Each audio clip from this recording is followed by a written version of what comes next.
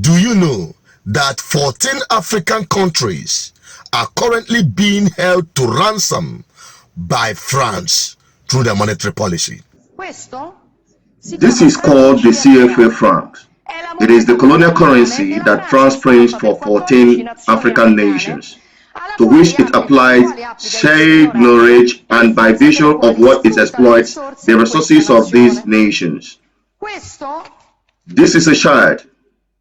This is a child who works in the gold mine in Burkina Faso. Burkina Faso is one of the poorest nations in the world. France prints colonial money for Burkina Faso, which has gold. In return, they demand that 50% of everything that Burkina Faso exports ends up in the coffers of French treasury. The gold that this child goes down a tunnel to extract mostly end up in the coffers of French states. So the solution is not to take the Africans and bring them to Europe.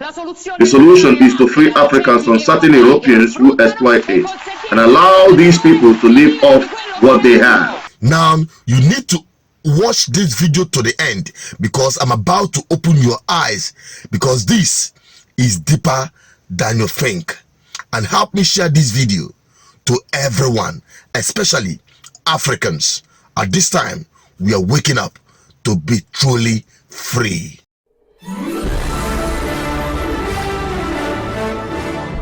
You're welcome back again. This is BVI Channel 1, where you get undiluted truth. And at this moment, in this era, when the spirit of Africans are waking up to the reality of the neo-colonialism happening as we speak in Africa through the Western puppets leading African countries. Do you know that 14 African countries are currently using the French currency as we speak, and having over 50% of their foreign reserves in French central bank?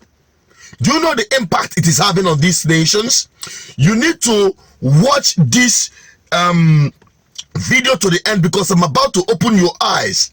Let us start with this report from Russian TV, which is helping the Africans to see beyond their nose what these imperialists are currently doing to undermine your progress.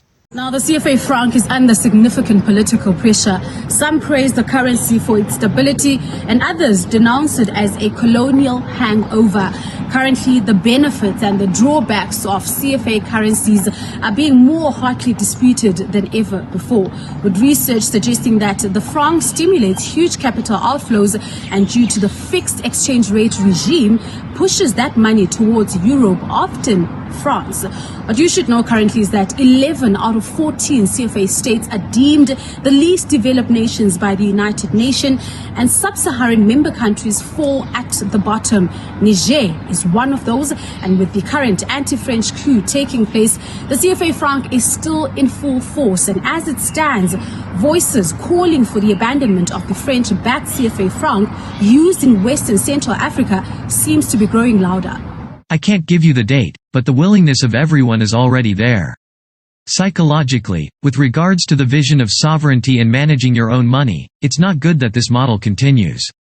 It is now really necessary that this currency be ours so that we can, when the time comes, make this currency a convertible currency and a currency which allows all these countries which still use the FCFA to develop. We have the ability to mint our currency however we want. The CFA francs today is paper. In 2 years, it becomes a rag, you can't even use it. France is one of those countries that by printing money for 14 African states prevents their economic development and contributes to the fact that the refugees leave and then die in the sea or arrive on our coasts. The initial sentiment was that France is using the CFA franc and the franc zones as a means of keeping a glass ceiling above African societies, with many saying that Africa cannot develop as long as France continues to see the continent as nothing but a tool to enrich France and advance France's global political influence. And these sentiments are also voiced by many African elites. You know, the currency issue is political in nature because the currency depends on economic policy, which in turn is determined by the government. But currency management is a technical issue. What I noticed about the African franc is that it has many fans and that the analyses done are biased. Therefore, today we need an empirical, scientific and unbiased analysis that would determine whether this currency will achieve the set economic goals, in particular those related to monetary policy. And most critics point to the fact that the CFA Franc countries are poor and say it fails to stimulate trade integration between user nations, which means this is driving countries further into poverty. I consider the CFA franc as a colonial currency. It is still under the influence of colonization. So if we want to get out of this framework, we need to have our own currencies. You see, development always starts with the economy. If we are still under colonization, in any case, it will be difficult for us to develop because they will always have a weight on us.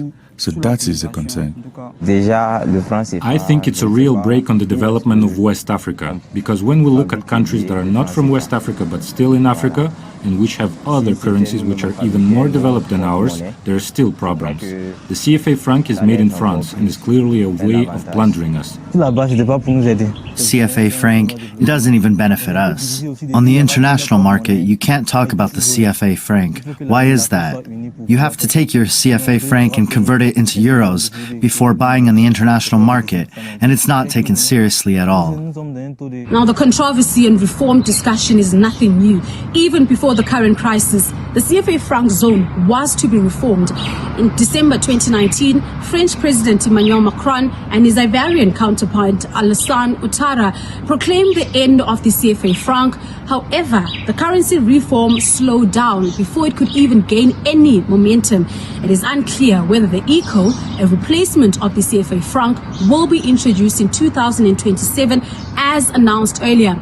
Industry experts say that debating the merits of the CFA franc is like discussing the advantages and disadvantages of slavery, a pointless argument, they say, something that keeps colonialism alive and millions in poverty. For RT, I'm Nolu Vuyokunge in Johannesburg. Good. I appreciate that because you may not see this. You can't see this in BBC, CNN, and the Western media.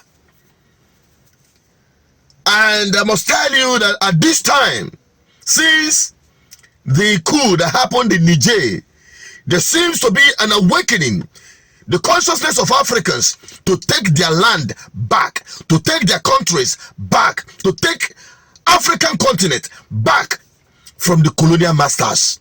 Because with the way things have always been, we have always been in a state of neo-colonialism, and at this point, at the worst stage of it. How can you have a country, 14 of them, using French currency, on of which France themselves are no longer using that currency, rather they are using euro? Now come to think of it, why would French or France, as the case it might be, continue to hold these countries to ransom by ensuring that they continue using their currency? I mean, France currency they call CFA in their countries, and having their fallen reserves at French central bank, meaning that these countries, when they borrow money, they go to France to borrow their own money at a very high interest rate. And the whole system was organized and orchestrated to ensure that France have access to raw materials in Africa almost without paying a dime. That is the root. That is the actual reason why this whole setup was made. Come to think of it, you are a farmer.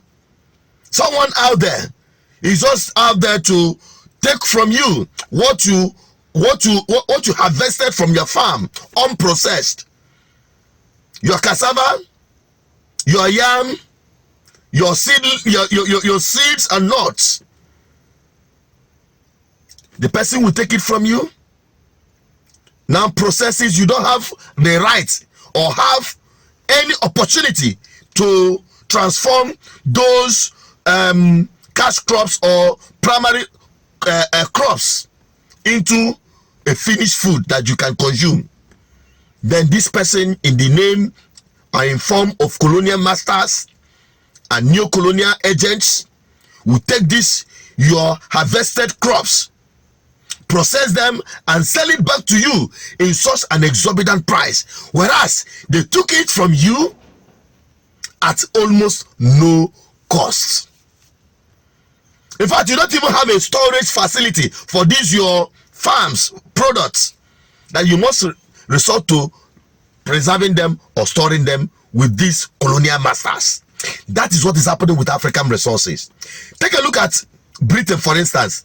Britain do not have a single gold mine, but they have the largest gold reserve. Where did they get that from? They stole it from Africa. The same thing is happening with France. America, their own is to be like using their currency, the dollar, the valueless dollar, the artificial valueless dollar, because they create value. They create value with this dollar of a thing and make it a benchmark for global trade.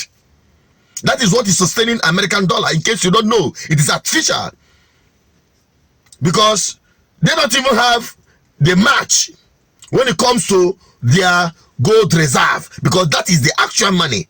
Gold reserve is the actual money. I don't want to divert into that. Maybe subsequently I will go deeper into that. This is a $100 bill. It's just a piece of paper. The value, however, is based on the full faith and credit of the United States government. It varies according to different economic factors, like the monetary policies of the Federal Reserve Bank. For example, if the Fed resorts to policies that increase the supply of money, the dollar value can decrease in comparison to other currencies around the world. This is possible because the dollar is a fiat money, which means it is not backed by any tangible commodity. But it was not always like this. For some time, the value of the dollar was pegged to gold in what economists call the gold standard monetary system.